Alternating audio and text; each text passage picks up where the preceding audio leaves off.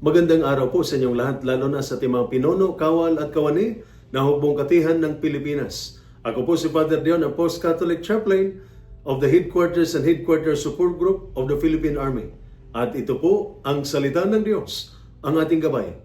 Ngayon po ay Monday, July 21, 2025, ng ika-16 na linggo sa karaniwang panahon. May mga pagkakataon sa ating buhay na parang wala tayong malabasan. Parang may dagat sa harap natin at mga problema sa likod.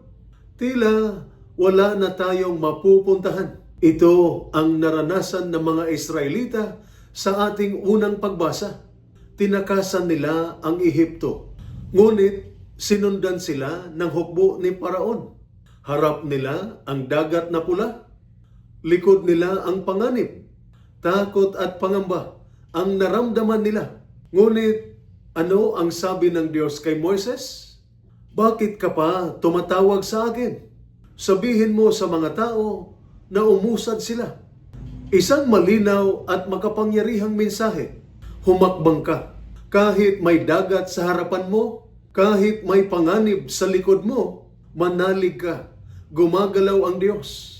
Sa ating panahon, maraming may ganitong karanasan. Isang sundalo na nahirapan sa tungkulin at pangungulila. Isang magulang na nag-alala sa kinabukasan ng kaniyang anak. Isang taong dumadaan sa matinding pagsubok, pagkalito o kalungkutan. Ang mensahe ng Diyos ay ito pa rin. Huwag kang manatiling takot. Huwag kang bumalik sa nakaraan. Humakbang ka. Kasama mo ako.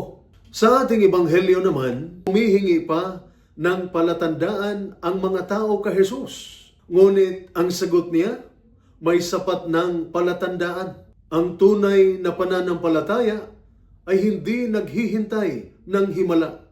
Ang tunay na pananampalataya ay tumataya kahit wala pang kasiguraduhan.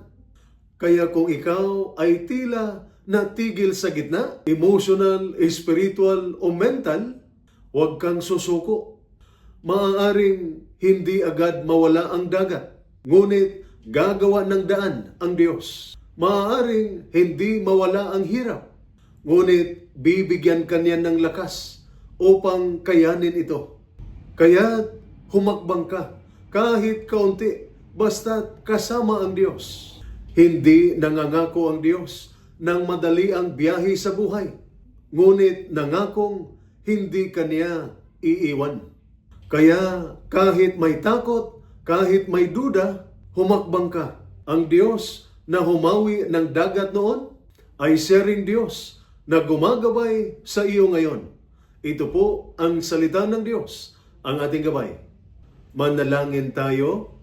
Panginoon, kapag kami natatakot o nawawala sa landas, paalalahanin mo kaming kasama ka namin.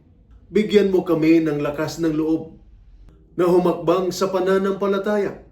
Ikaw ang aming gabay, lakas at pag-asa. Amen.